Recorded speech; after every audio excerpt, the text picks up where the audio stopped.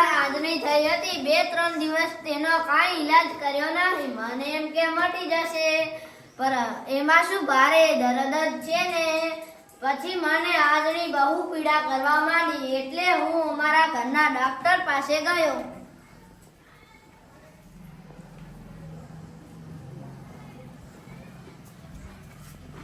આના ઉપર કાંઈ લગાડવાની જરૂર નથી. પાકે ત્યારે મારી પાસે આવજો, નસ્તાથી ફોડી નાખીશ. બહુ પીડા થાય તો શેક કરજો.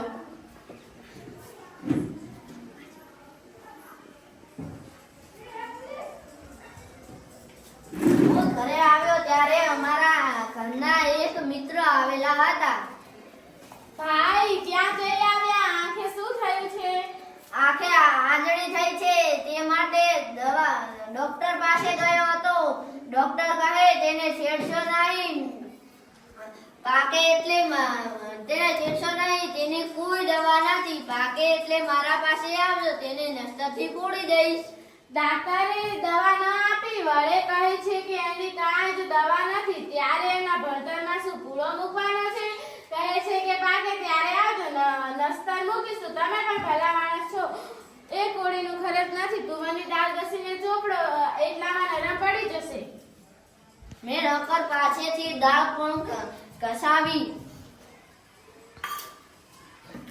સાંજે હું બજારે કાંઈ લેવા ગયો. સાહેબ, આપને આંગળી થઈ છે તો જાવ ઘસીને કા, ચોપડતા નથી. મફતની દવા છે. કારેલાનો ભાવ શું છે? 10 રૂપિયા કિલો.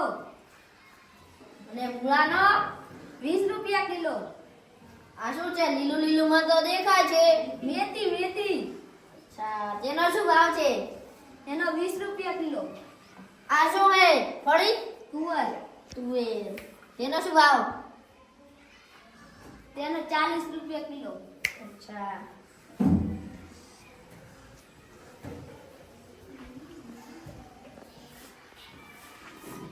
પછી હું અમારા ઘરે આવ્યો ત્યારે અમારી ઘરે જૂનો મ્યુઝિયમ આવેલો હતો. બધી વાત જવા દો. આ કેસર ધોળી ચોપડો અને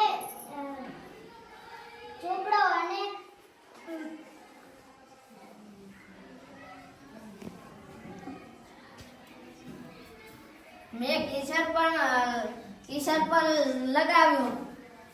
પછી અમારી ઘરે હજામત કરવા કેસર વાવ્યો. સાહેબ, બીજું બધું ફાવે તેમ લગાડ્યા કરતા સિંદૂર મંગાવી દાબી દો તો તરત જ આંગળી બેસી જશે. મેં સિંદૂર પણ દાબી દીધી. પછી અમારા ઘરના ઓળખણવાળા શેઠની મિલન ભૈયાજી કાંઈ કામસર આવ્યા. जी, इसमें क्या बात है? 8 दिन के एक छोटा कटोरा भंग पिया करे, इसके आगे डॉक्टर की दवाइयाँ क्या चीज है? પરંતુ હું ભાંગ કે કોઈ કેફી પદાર્થ ન પીવાથી તેનો સલાહનો અમલ કર્યો નહીં. પછી અમારા જમતી વખતે રસોઈયો કહે, સૂટ ચોપડો. મેં સૂંઢબન ચોપડી.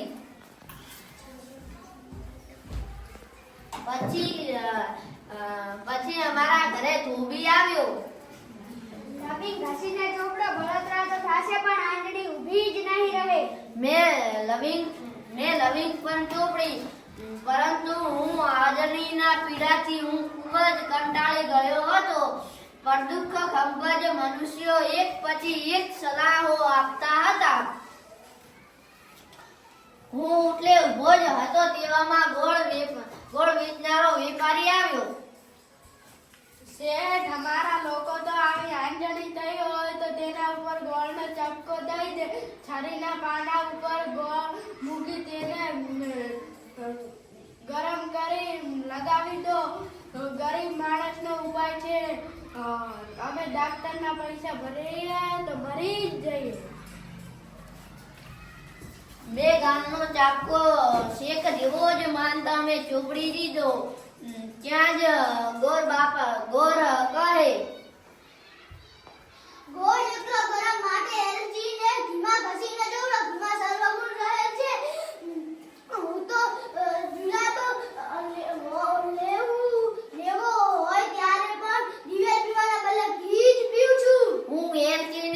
લગાવતો જ હતો તેવામાં મારો એક પારસી દોસ્તાર આવી ચડ્યો.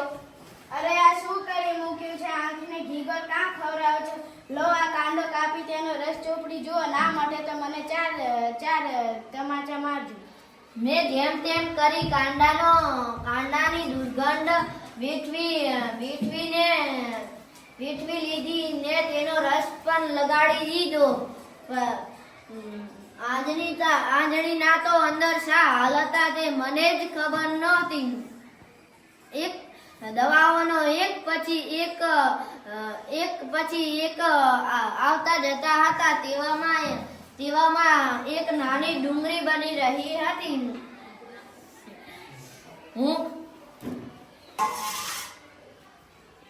પીડા વધવાના કારણે હું પથારીમાં જ પડ્યો તરફડા મારતો હતો. હવે કોઈ કહે તો તે કાંઈ કહ્યું નહીં. હવે કોઈ ઉપાય આલે તો કાંઈ અમલ કરવો નહીં તે મેં નક્કી કર્યું હતું.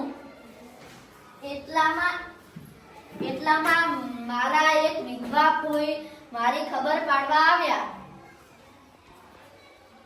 ભાઈ તમે અંગ્રેજી ભણેલા તે ગણેલા નહીં. હું તો મને કાંઈ પણ થાય ત્યારે જરા લોટમાં ઘી શેકીને ખાઈ લઉં.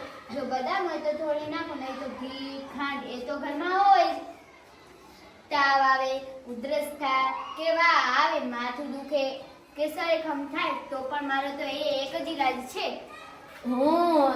ફોઈનું લાલ ચણોઠી જેવું શરીર જોતા જ મારા મનમાં નવો ઉપાય આવ્યો. મેં ખુશીથી બે ત્રણ દિવસ તે લગાડ્યું.